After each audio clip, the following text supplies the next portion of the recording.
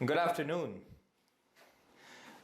हम लोग कल ऑलरेडी टेकेट कॉन्ट्रैक्ट पे डिस्कस कर चुके हैं। टेकेट कॉन्ट्रैक्ट के बाद हमें पढ़ना था क्वासी कॉन्ट्रैक्ट, राइट, जितना मुझे अच्छे से याद है। सो क्वासी कॉन्ट्रैक्ट पे जाएं। क्वासी कॉन्ट्रैक्ट तो कोई कॉन्ट्रैक्ट ही नहीं होता एक्चुअली। इसमें अगर हम बात करें तो एक वैलिड कॉन्ट्रैक्ट के जो एसेंशियल एलिमेंट्स होते हैं वो होते ही नहीं है। ये एक ऐसा कॉन्ट्रैक्ट है जो थोपा जाता है लॉ के थ्रू। आप बोलोगे सर ये क्या बात कर रहे हो, ऐसे कैसे हो सकता है? मतलब इसमें एसेंशियल एलिमेंट्स ऑफ कॉन्ट्रैक्ट भी नहीं है, लाइक मतलब proper offer, proper acceptance with intention to create legal relationship, free consent, lawful consideration, ये इनमें से कुछ भी नहीं होता है। मतलब ऐसा कुछ होता ही नहीं है। चलिए आइए स्टार्ट करेंगे हम लोग। तो आज हम किसकी बात कर रहे हैं? क्वासी कॉन्ट्रैक्ट की बात करने वाले हैं। बोलो किसकी? क्वासी कॉन्ट्रैक्ट की। अच्छा, ये जो चैप्टर है ये आज और कल शायद दो वीडियोस बने, या फिर आज ही के वीडियो में कंप्लीट करने की कोशिश करूंगा। खैर दो भी बनते तो कोई दिक्कत नहीं है। फर्स्ट पार्ट कॉन्ट्रैक्ट का हम लोग आज या कल में निपटा देंगे, ठीक है। एक्चुअल में ये कॉन्ट्रैक्ट, क्वासी कॉन्ट्रैक्ट जो होता है, कहाँ गए भाई साहब? तो जो क्वासी कॉन्ट्रैक्ट होता है ये कॉन्ट्रैक्ट नहीं होता है, ठीक है। एक्चुअल में ये कॉन्ट्रैक्ट है ही नहीं, क्योंकि ये कॉन्ट्रैक्ट पार्टीज के बीच में वॉलेंट्रीली नहीं किया जाता या जानबूझ करके नहीं किया जाता है। मतलब वॉलेंट्रीली भी नहीं किया जा सकता। मतलब इसके लिए पार्टीज ना तो ऑफर देती हैं, ना ही कोई एक्सेप्टेंस मिलता है। अगर हम बात करें इन अदर वर्ड्स की, तो इसमें वैलिड कॉन्ट्रैक्ट के कोई भी कैरेक्टरिस्टिक्स नहीं होते। वैलिड कॉन्ट्रैक्ट के कैरेक्टरिस्टिक्स होते ही नहीं है। जब वैलिड कॉन्ट्रैक्ट के कैरेक्टरिस्टिक्स ही नहीं होते हैं, मीन्स ये इम्पोज किया जाता है। ये लॉ के थ्रू क्या किया जाता है? पार्टीज पर इम्पोज किया जाता है। समझ में आया? नहीं आया ना? आप बोलोगे सर एक एग्जांपल दीजिए। तो इन अदर वर्ड्स मैंने क्या बोला? कॉन्ट्रैक्ट मतलब यहाँ पे कॉन्ट्रैक्ट पार्टीज के थ्रू नहीं किया जाता है। ये प्रिंसिपल ऑफ बेसिस के बेसिस पर, मतलब प्रिंसिपल ऑफ इक्विलिटी के बेसिस पर थोपा जाता है। प्रिंसिपल ऑफ इक्विलिटी के बेसिस पर इंपोज किया जाता है। अब आप बोलोगे सर एक एग्जांपल दे दीजिए, हमें शायद एग्जांपल से क्लियर हो जाए। फॉर एग्जांपल, ए एक मेजर है, बी एक माइनर है, ठीक है। या अनसाउंड माइंड है, अपन ऐसा मान लेते हैं बी माइनर है या अनसाउंड माइंड है। अनसाउंड माइंड मतलब वो पागल बच्चे नहीं होते, ऐसा कुछ। तो ए जो है वो मेजर है, बिल्कुल सही आदमी है। बी जो है वो अनसाउंड माइंड है या माइनर है, ठीक है। अब ए क्या करता है? बी की लाइफ की जो बेसिक नीड्स हैं उनको फुलफिल करता है भाई, क्योंकि बी तो अनसाउंड माइंड है या फिर माइनर है, वो कॉन्ट्रैक्ट थोड़ी कर सकता है। अब यहां पर बात समझना कि यहां पर ए जो है वो बेसिक नीड्स को क्या करता है बेटा? फुलफिल करता है। क्या करता है? बेसिक नीड्स को फुलफिल करता है। क्यों? क्योंकि बी कॉन्ट्रैक्ट करने की कैपेसिटी में नहीं है। कॉन्ट्रेक्चुअल कैपेसिटी में है क्या? नहीं, ये बी जो है कॉन्ट्रेक्चुअल कैपेसिटी में नहीं है, वो कॉन्ट्रैक्ट नहीं कर सकता। दैट मीन्स वो कॉन्ट्रैक्ट ही नहीं कर सकता। यहां पर क्या बोला गया है कि जो बी की नीड्स को हम फुलफिल कर रहे हैं, क्या कर रहे हैं बेटा? तो मान लिया जाएगा लॉ, प्रिंसिपल ऑफ इक्विलिटी के बेसिस पर, प्रिंसिपल ऑफ इक्विलिटी के बेसिस पर लॉ यहां पर जो है वो इंपोज कर देगा एक कॉन्ट्रैक्ट। क्या करेगा? इंपोज करेगा एक कॉन्ट्रैक्ट ए और बी के बीच में। ए और बी, देखो ना तो ए ने ऑफर दिया बी को, ना बी ने एक्सेप्टेंस दी, और बी तो इस सिचुएशन में नहीं है कि वो कॉन्ट्रैक्ट कर भी पाए, ठीक है। तो वो कॉन्ट्रेक्चुअल कैपेसिटी में है ही नहीं। कहने का पर्पस यहाँ पर इतना है कि ए जो बी की डेली लाइफ की नीड्स को फुलफिल कर रहा है, तो क्या ए को अधिकार नहीं है पैसा रिकवर करने का जो उसने खर्चा किया है? हाँ है।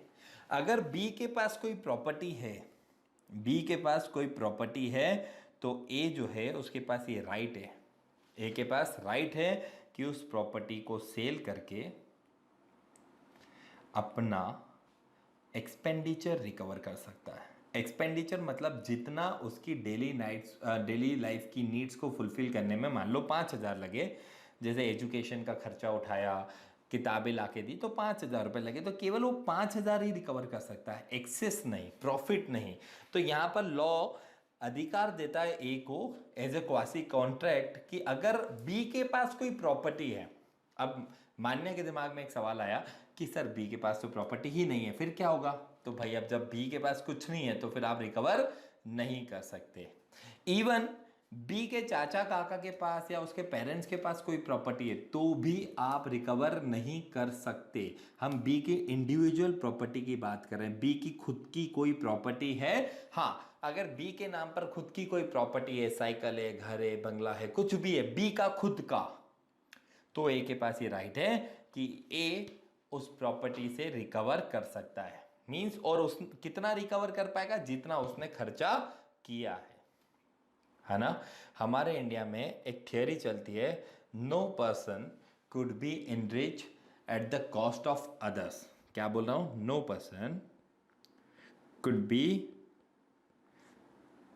Enrich at the cost of others. कहने का मतलब है कि कोई भी व्यक्ति दूसरे व्यक्ति के खर्चे पे अपने आप को अमीर नहीं बना सकता। तो ए ने जो खर्चा किया वो बी को लौटाना पड़ेगा अगर बी के पास कोई प्रॉपर्टी है तो। क्लियर है? समझ में आया? एक और एग्जांपल दूं। मान लो ए एक सेल्समैन है, वो मान्या के घर पे गया, मान्या को जाकर कहता है कि मैडम ये शेविंग किट है, ठीक है, इसकी कॉस्ट है 500 रुपीज। इसकी कॉस्ट है 500 रुपीज। मान्या ने बोला मुझे इसकी कोई नीड नहीं है, नो नीड, क्योंकि मैं एक गर्ल हूं, मुझे शेविंग किट की क्या जरूरत है, मुझे नहीं चाहिए। अब गलती से ए मान्या के घर पे वो किट भूल गया, ठीक है, तो मान्या की ड्यूटी बनती है कि वो किट ए को लौटा दे, वो किट ए को लौटा दे अगर वो भूल गया है तो। अब ए 5 दिन, अब मान्या के घर पे किट पड़ी थी तो मान्या ने उसे अपना समझकर यूज कर लिया। मान्या ने उसे अपना समझकर क्या कर लिया? यूज कर लिया। मान्या ने शेविंग नहीं करी, मान्या ने उस किट को मान लो अपने ब्रदर को वगैरह को गिफ्ट कर दिया, यूज कर लिया किसी भी पर्पज से। अब मान्या ने जब वो चीज यूज करी तो इन दोनों के बीच में लॉ एक कॉन्ट्रैक्ट इंपोज कर देगा जिसका नाम है क्वासी कॉन्ट्रैक्ट, ठीक है। No person could be enriched at the cost of other। Manya तुम दूसरे की कॉस्ट पर अपने आप को रईस नहीं बना सकती, या तो तुम उस चीज को लौटा दो, अदरवाइज या तो तुम्हें पे करना पड़ेगा, मान लिया जाएगा, क्योंकि यहाँ पर वो जो पैसे, वो ए जो है उसकी है किट, और वो तुमने खरीदी नहीं है, वो गलती से तुम्हारे यहाँ पे भूल गया है, तुम उसे लौटा दो। तो ये कहलाता है क्वासी कॉन्ट्रैक्ट, जहां पार्टीज एक दूसरे को कोई ऑफर या एक्सेप्टेंस नहीं देती हैं, बट फिर भी ये कॉन्ट्रैक्ट इंपोज हो जाता है। समझ में आया? प्रिंसिपल ऑफ इक्विलिटी के बेसिस पे। तो आई होप ये बहुत अच्छे से क्लियर हुआ होगा, और नहीं है तो भी हम जूम मीटिंग पे मिलने वाले हैं, वहां पे और अच्छे से क्लियर कर लेंगे। अगर आपको कोई डाउट है, आई डोंट थिंक सो कि डाउट अराइज होना भी चाहिए, और कोई भी बच्चा जो इस लेक्चर को देख रहा है और अगर वो चाहता है कि वो मुझसे बात करे तो this is my personal number, please मुझे DM कर दें 7999339125, DM कर दें और मैं उसे भी जूम मीटिंग पे ऐड कर दूंगा, ताकि मेरे लेक्चर्स के डाउट्स वो भी इजीली सॉल्व कर पाए, मतलब सुन पाए, या उसे कोई डाउट है तो मुझसे पूछ पाए। ठीक है, आगे बढ़ते हैं। कॉन्ट्रैक्ट में हम लोगों ने अभी तक क्या क्या पढ़ा है? तो हम लोगों ने एक्सप्रेस कॉन्ट्रैक्ट देख लिए, एम्प्लाइड कॉन्ट्रैक्ट देख लिए, टेक इट देख लिया, इवन हम लोगों ने इफेक्ट्स देख लिए, वॉइड, वॉइडेबल एंड वैलिड। इसके बाद हम लोगों ने ये देखा कि एसेंशियल एलिमेंट्स ऑफ कॉन्ट्रैक्ट भी पढ़ लिए हम लोगों ने। अब हम बात करेंगे टाइप्स ऑफ कॉन्ट्रैक्ट के बाद हम लोग इस पे हैं, टॉपिक है आपका बुक में। अच्छा, यहां पर इंग्लिश लॉ के हिसाब से कॉन्ट्रैक्ट को 2 पार्ट्स में बांटा गया है। फॉर्मल कॉन्ट्रैक्ट और सिंपल कॉन्ट्रैक्ट की बात कर रहे हैं। तो इंग्लिश लॉ ने कॉन्ट्रैक्ट को 2 पार्ट्स में डिवाइड किया है। कितने पार्ट्स में divide? First one is formal contract and second one is simple contract. Formal contract and simple contract, law ने इस तरह से दो तरह से कॉन्ट्रैक्ट को रखा है। पहला फॉर्मल, दूसरा सिंपल। अब फॉर्मल में भी दो तरह के कॉन्ट्रैक्ट हैं, एक कॉन्ट्रैक्ट्स ऑफ रिकॉर्ड,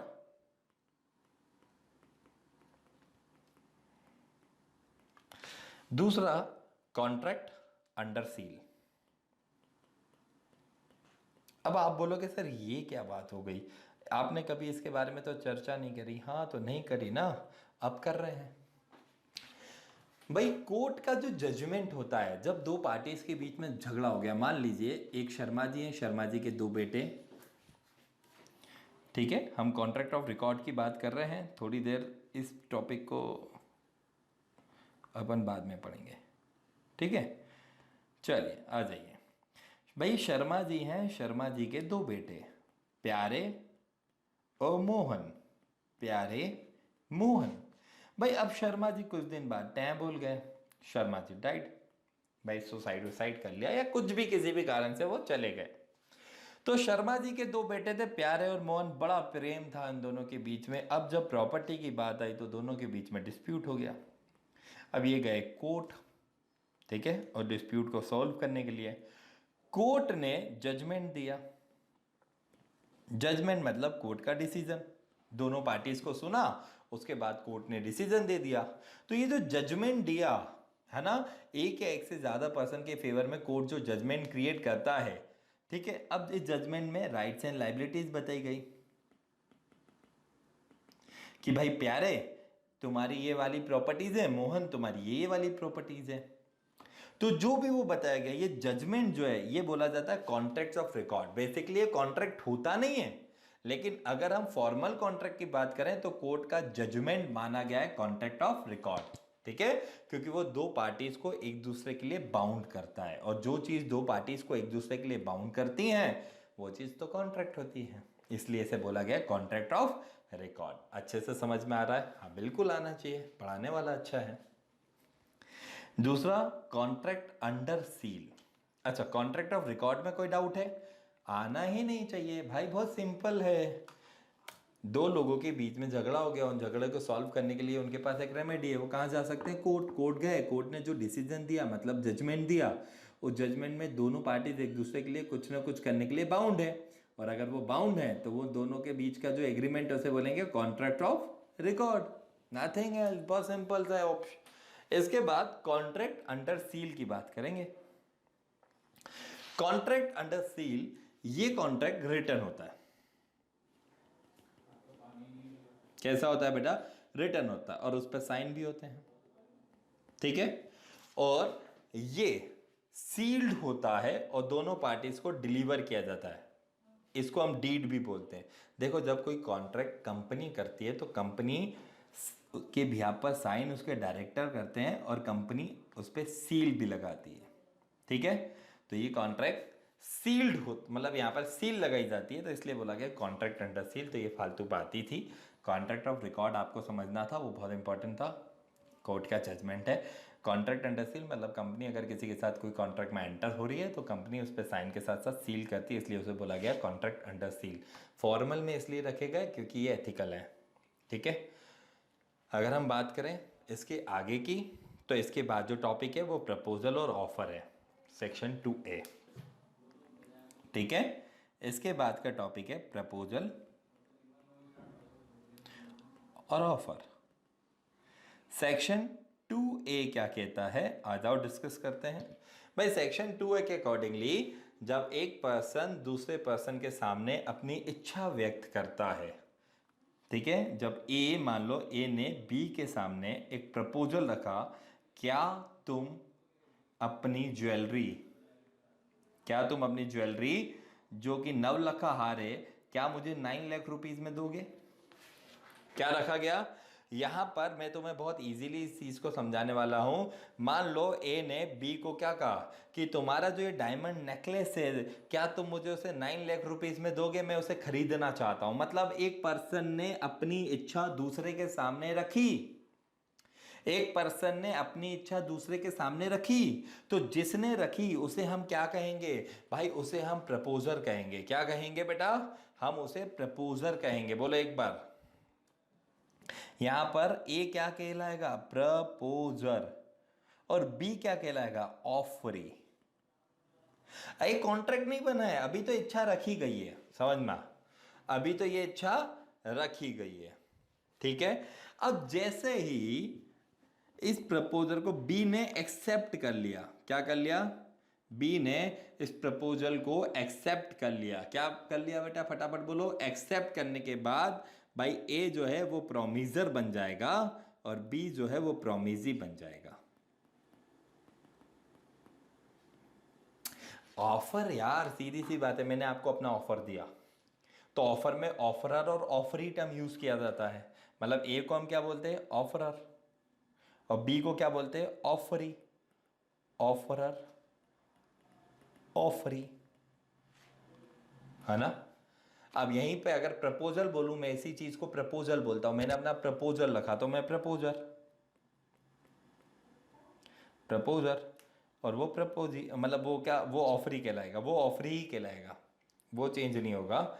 यहां पर हम प्रपोजर, ठीक है, तो ये क्या कहलाएगा, ऑफरी। और जैसे ही एक्सेप्ट हो गया, एक्सेप्ट होने के बाद भाई साहब क्या हो जाएगा, प्रोमिजर, प्रोमिजी, खत्म, चीजें समझ में आई, टर्म्स हैं। अच्छा इसके लिए भी कैरेक्टरिस्टिक्स हैं। कैरेक्टरिस्टिक्स मतलब क्या, आ जाओ, बहू बेटी का लक्षण, एटलीस्ट 2 पर्सन होना चाहिए। कितनी पार्टीज होना चाहिए, एटलीस्ट 2 पार्टी। अब खुद को तो ऑफर दे नहीं सकता ना मैं, तो कम से कम कितनी पार्टीज चाहिए, एटलीस्ट 2 पार्टीज। आ जाओ, एटलीस्ट 2 पार्टीज। इसके बाद 2 पार्टीज होना चाहिए क्योंकि अकेले को तो ऑफर दे नहीं सकते। टू डू और, अच्छा टू डू और टू ऑब्स्टेन फ्रॉम डूइंग एनीथिंग। मतलब मैंने जो इच्छा व्यक्त की सामने वाले के पास, तो किसी काम को करने या ना करने की। देखो ऑफरर यहां पर प्रपोजल जो है, वो प्रपोजल जो है वो जो सामने वाले को क्या बोलेगा, मान लो, चलो मैं तुम्हें पॉजिटिव वे में बताता हूं, क्या तुम ये मुझे बेचोगे, ये पॉजिटिव ड्यूटी है। अब मान लो ए और बी के बीच में झगड़ा हो गया है, ए ने बी की खूब धुलाई कर दी, बहुत मारा और बी को बहुत इंजर्ड हो गया है, ठीक है। अब बी जब इंजर्ड हो गया है तो बी के पास क्या राइट है कि वो कोर्ट चला जाए और कोर्ट जाकर क्या करे, केस फाइल कर दे। अब ए बी को बोलता है कि अगर तुम कोर्ट में केस फाइल नहीं करोगे, भाई किसी काम को करने के लिए या ना करने के लिए अपनी इच्छा व्यक्त करी, तुम नहीं करोगे तो मैं तुम्हें 1 लाख रुपए दूंगा। तो ये नेगेटिव ड्यूटी की बात कर रहा है। पॉजिटिव तो क्या, कि तुम मुझे अपना घर बेच दो, अपना 9 लाख का हार दे दो, हाँ पॉजिटिव ड्यूटी है। लेकिन तुम मुझ पर केस मत करो, तुम ये काम मत करो, ये नेगेटिव ड्यूटी है। तो किसी काम को करने के लिए, टू डू, काम करने के लिए, या किसी काम को ना करने के लिए, abstain फ्रॉम डूइंग एनीथिंग, किसी काम को ना करने के लिए मैं अपनी इच्छा व्यक्त करूंगा। समझ में आया। अच्छा ये ऑफर, ये प्रपोजल मैं आपके सामने क्यों रखता हूं, तीसरा पॉइंट क्या है भाई साहब,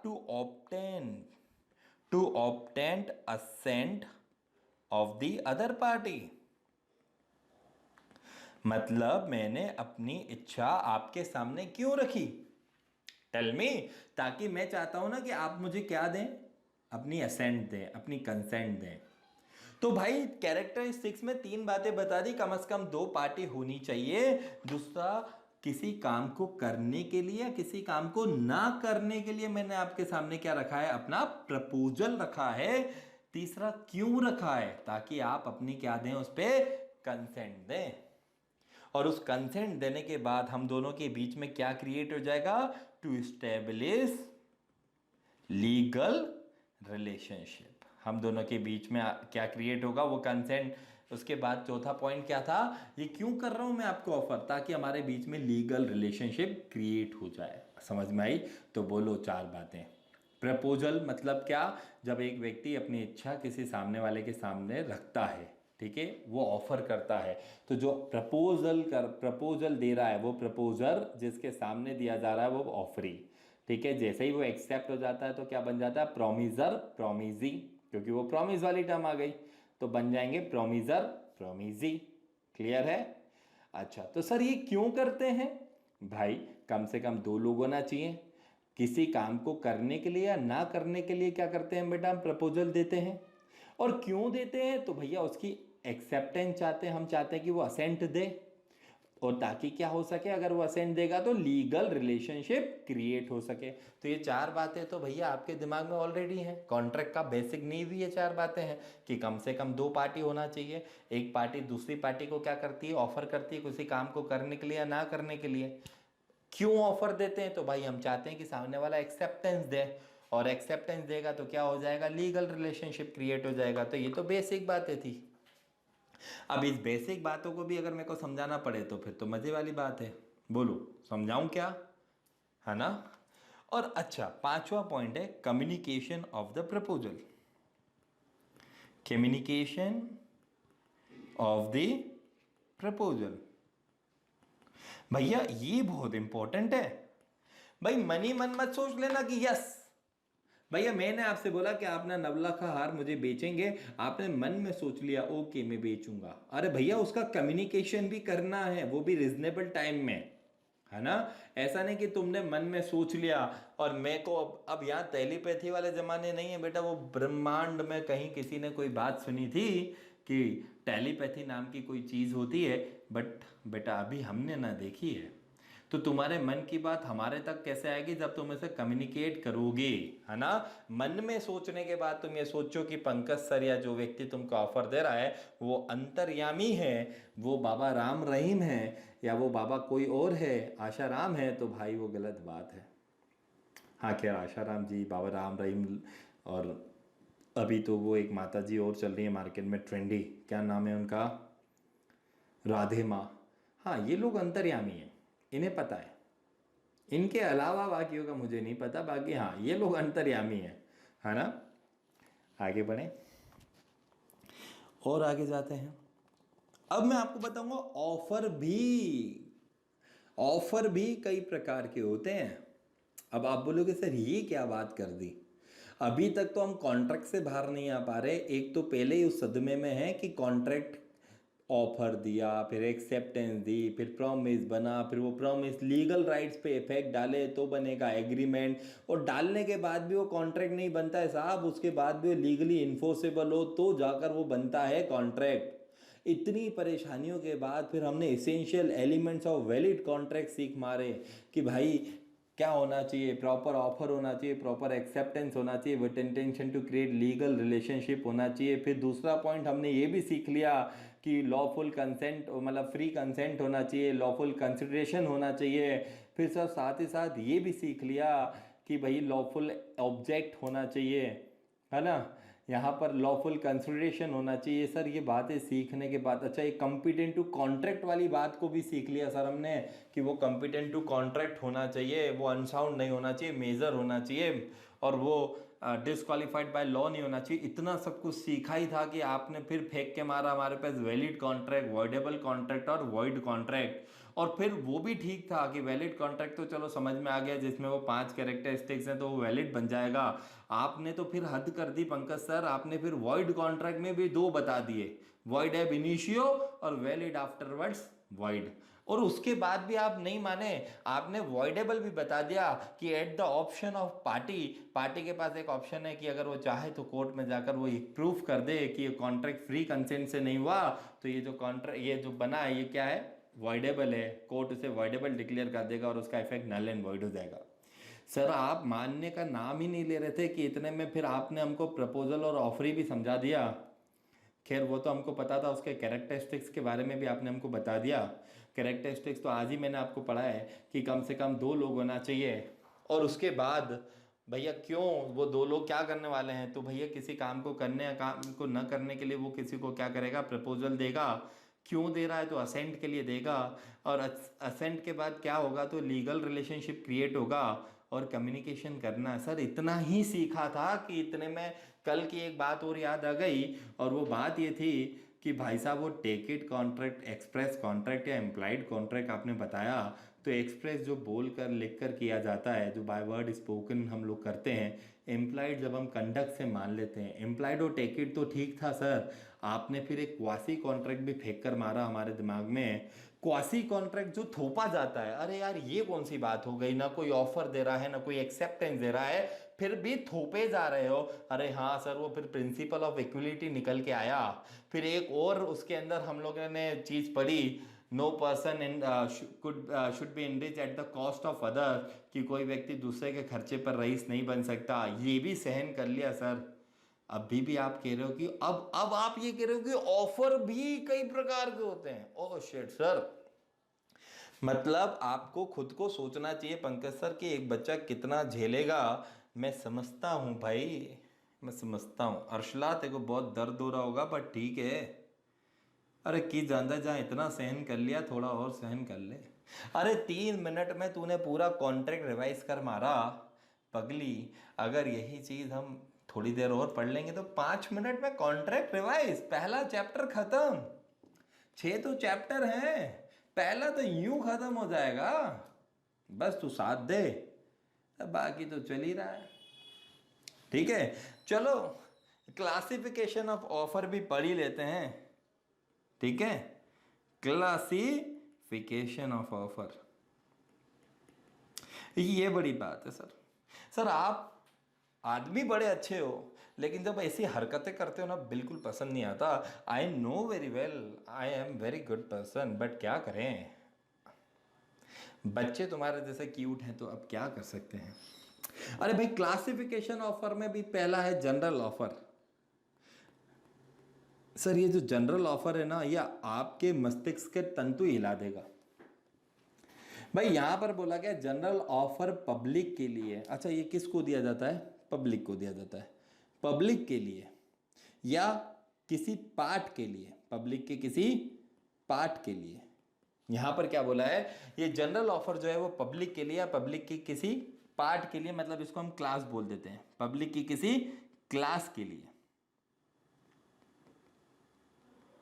ठीक है, पार्ट के लिए, पब्लिक की किसी क्लास के लिए, है ना। या फिर बोला गया ये जो प्रपोजल है वो पूरे वर्ल्ड के लिए है या वर्ल्ड के किसी पार्ट के लिए, वर्ल्ड के लिए या वर्ल्ड के पार्ट के लिए। सर एक तो आप क्लियर करो, हम कंफ्यूज हैं। अरे भाई ये जो जनरल ऑफर है ना, ये ओपन फॉर ऑल होता है। ऑल में भी क्या बोला गया है कि ये जो या तो ये वर्ल्ड के लिए है या वर्ल्ड के किसी पार्ट के लिए। पार्ट मतलब टेरिटरी केवल इंडिया के लिए है, दुबई के लिए है, एशिया के लिए है, लंदन के लिए है, यूएसए के लिए है, यूके के लिए है। भाई ये तो वर्ल्ड या वर्ल्ड की किसी पार्ट के लिए है। अच्छा, उसमें भी किसको? तो पब्लिक या पब्लिक के किसी क्लास को। सर ये क्लास का मतलब क्या होता है? भाई डिस्कस करते हैं ना, वेट तो कर। अब डिस्क के साथ कश नहीं करेगी और पहले ही तू बोलेगी बता दो, तो कैसे चलेगा, है ना। तो ये जो जनरल ऑफर है, यहां समझना मेरी बात को, तो एक बार रिवाइज कर मेरे साथ। जनरल ऑफर किसके लिए होता है? वर्ल्ड के लिए या वर्ल्ड के किसी पार्ट के लिए, मतलब टेरिटरी के लिए। उसमें भी पब्लिक के लिए या पब्लिक की किसी क्लास के लिए। समझ में आ रहा है? यहां पर यह प्रपोजल दिया जाता है, यह प्रपोजल दिया जाता है, इसे कोई भी एक्सेप्ट कर सकता है। उस क्लास, जिस क्लास के लिए दे रहे हैं ना, मान लो एक सिंधी कम्युनिटी के लिए हमने एक प्रपोजल दिया, तो इस सिंधी कम्युनिटी में से कोई भी व्यक्ति उस प्रपोजल को एक्सेप्ट कर सकता है। उसका कम्युनिकेशन करने की भी जरूरत नहीं है। अरे यार पंकज सर, हम आपसे बहुत नाराज हैं, हमको समझ में बिल्कुल नहीं आ रहा आप क्या बात कर रहे हो। अभी थोड़ी देर पहले मेरे को आपने सिखाया कि communication of the proposal is must, वो जरूरी है। जब वो जरूरी है, फिर आप अब 2 मिनट में दोगलापन कर रहे हो सर, बिल्कुल अच्छी बात नहीं है ना। भाई वेट कर यार, बता रहा हूं ना, एग्जाम्पल देंगे तभी तो समझ में आएगी। तो भाई जनरल ऑफर मतलब ये किसके लिए होता है? वर्ल्ड के लिए या वर्ल्ड के किसी पार्ट के लिए, मींस टेरिटरी के लिए। उसमें भी पब्लिक के लिए या क्लास ऑफ पब्लिक के लिए ये ऑफर हो सकता है। ठीक है, यहां पर समझना, यहां पर जो व्यक्ति इस ऑफर को एक्सेप्ट करेगा, एक्सेप्ट करने की कम्युनिकेशन देने की जरूरत नहीं, मतलब एक्सेप्टेंस का कम्युनिकेशन नहीं करना है। चाहो तो कर दो, चाहो तो ना करो, कोई दिक्कत नहीं। कोई भी व्यक्ति इस प्रपोजल की कंडीशन को कंप्लाई करके उसे एक्सेप्टेंस दे सकता है, कोई दिक्कत नहीं है। एक एग्जाम्पल देता हूं, चलो। एक कंपनी थी जिसका नाम था काला, उन्होंने मेडिसिन बनाई थी, है ना।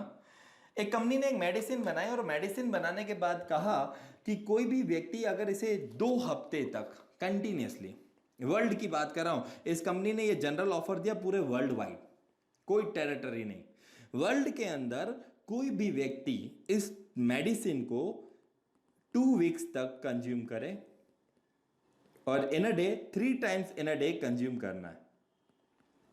मतलब हफ्ते में 2 हफ्ते तक लगातार और दिन में 3 बार कंजम्पशन करना है इस मेडिसिन का, तो लाइफ में कभी भी आपको कोल्ड एंड कफ नहीं होगा।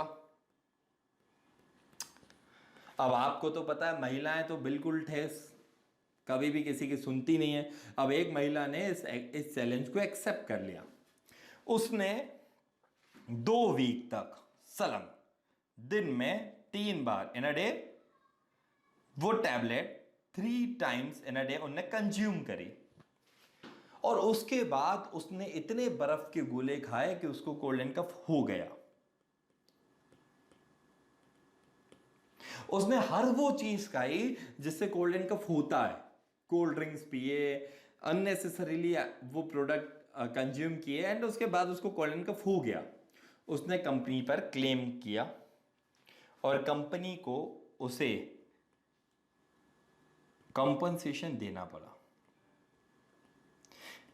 पर उससे पहले कंपनी ने कोर्ट में यह बोला कि महिला, पहले आप ये बताओ कि आपने 2 हफ्ते तक सलंग ये टेबलेट खाई थी, आप ये प्रूफ करो। उस महिला भी बहुत समझदार थी, क्योंकि महिला ने तो चैलेंज एक्सेप्ट करना ही था।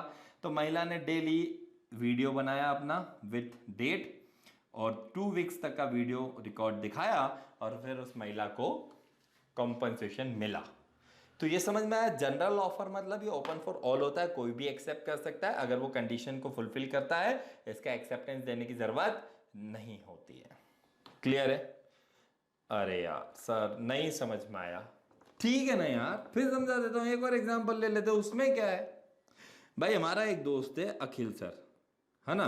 अब मिस्टर अखिल का एक डॉग है, वो डॉग खो गया। मिस्टर अखिल का एक डॉग है, वो डॉग खो गया। अब अखिल ने एक न्यूज़पेपर में इश्तिहार दे दिया, एक न्यूज़पेपर में पब्लिकेशन दिया।